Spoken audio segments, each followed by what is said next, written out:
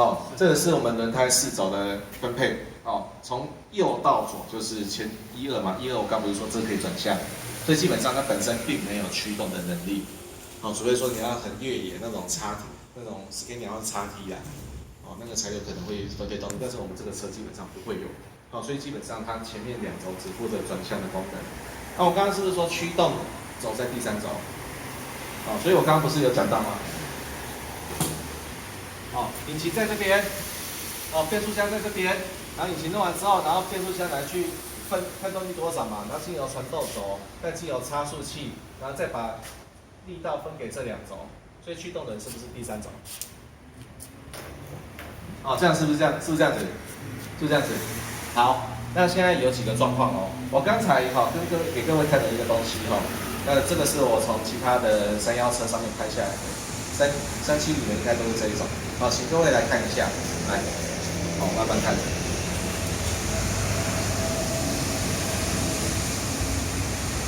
都看到了吗？好，那请问一下，这个叫做差速器锁定锁，请问一下，这个总共有几个功能？总共有几样功能可以供你选择？来猜猜看。3个。好，来猜猜看几个功能？这样看起来有几个功能？感觉有3个。有人讲对了，终于4个，没错。哦，为什么这有4个功能？off 不算啊，off 不算啊。你没有猜错，它是4个功能，但是不是只有。对，所以我待会会待会在上面功能讲解的时候按钮功能讲解的时候，我会把这个东西弄一次给你们看，但是我要先讲这个原理。好，我先把这个功能讲出来第一个，它第一个功能但是我们要先知道一件事情这台车有没有循迹防滑？有。什么叫循迹防滑？不一定是急刹啊。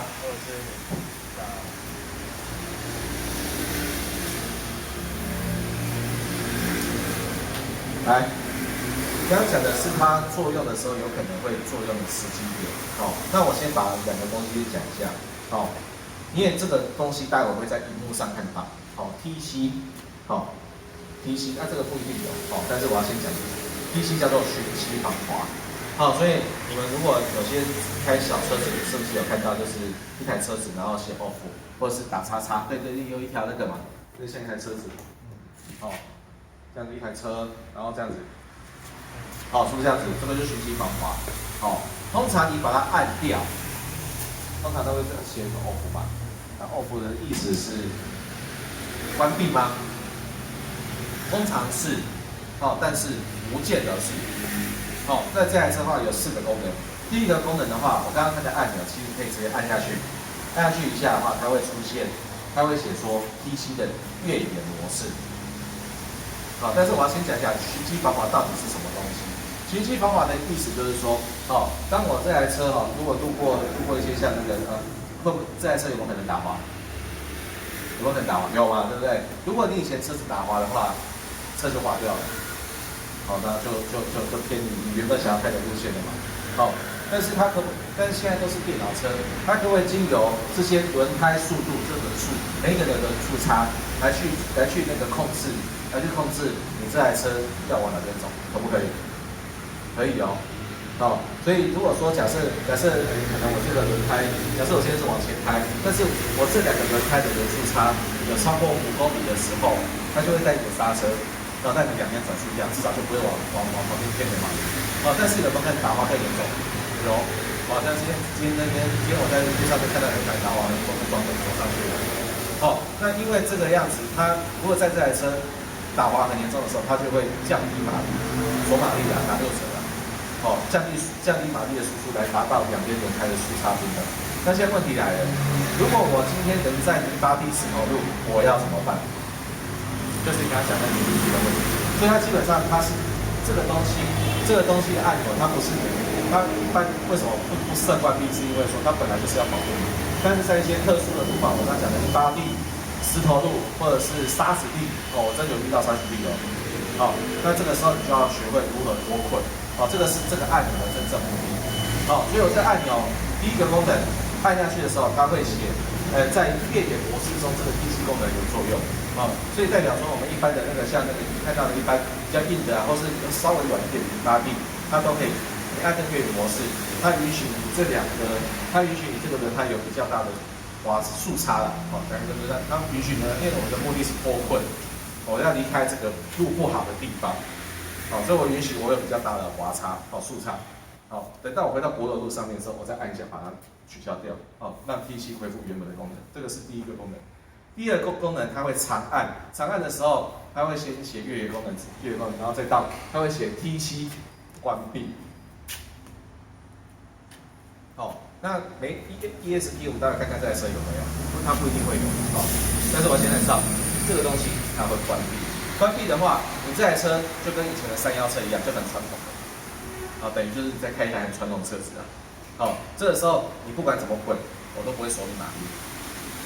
但问题是我这两个按钮是在我的前提是在这个驱动轮还有在接触到地面的状况之下，我还可以这样用就是很轻微的。所以在一般的砂石车，我们并没有可以插出去，刚才那两个就可以解决砂石车的问题了。那问题是你们这个就不太一样了，因为你们这个有可能。这个轮胎不见得碰得到地面那我们刚刚看到，所以我现在在给刚才那个照片，有一个很大的瞄印其实是在这个地方。各位再看一次，打叉叉的地方请帮我注意。打叉叉的地方请帮我注意。有看到了有没有发觉？当然，这个开关的话，一个是打一个叉叉，一个是打3个叉叉，到底在打什么？它的意义在哪边？所以我们先来看看到底打一个叉叉的打什么东西。如果说你今天那个假设我的今天的第3轴，第3轴都可能都没有接触到地面，只有这一轴接触到地面的时候，我不管怎么踩油门都没有用嘛。对不对？就没有接到地面，车子也不会走的嘛。可能就剩一个轮胎在那勾，但是我没办法走啊。那这个时候，但是我的第4轴也接触到地面，我可不可以把我原本给第3轴的驱动轮的力道给到第4轴？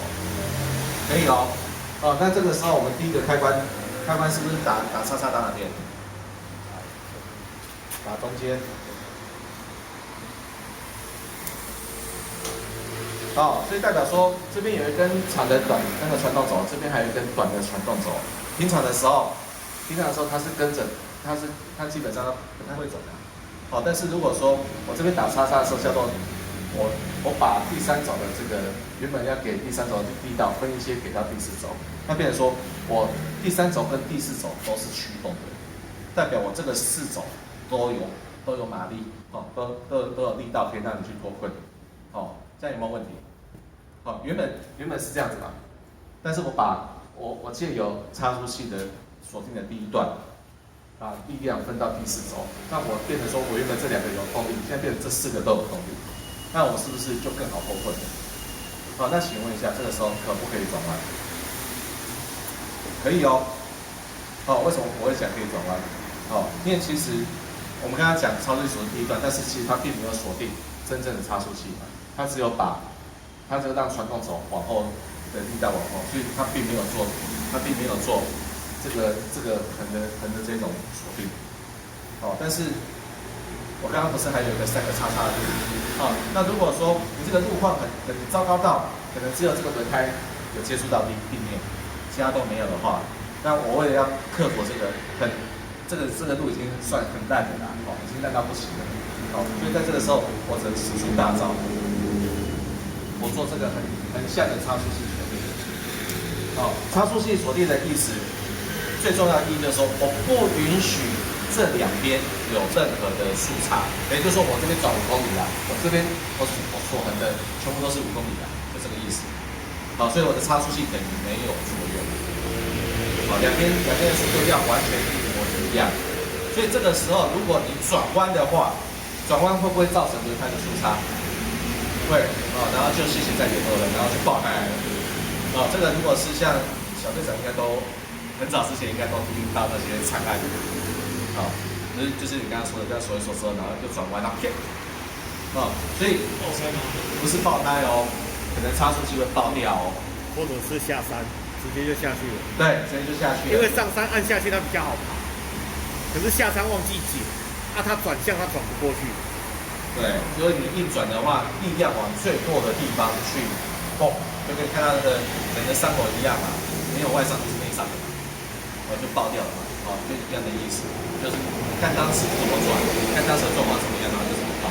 所以在这个只要你做到，所以刚才我们超级像走到第2段的时候，这个才是我最怕的，严禁转弯，就是脱困完之后马上就停下来，马上去，就是说等到你。这四个轮胎都碰到地面之后，马上切换到其他安全的模式。好，所以其实刚才小队长担心的是这个东西，但是现在应该也不太会让你们去用这些，但是你们要知道。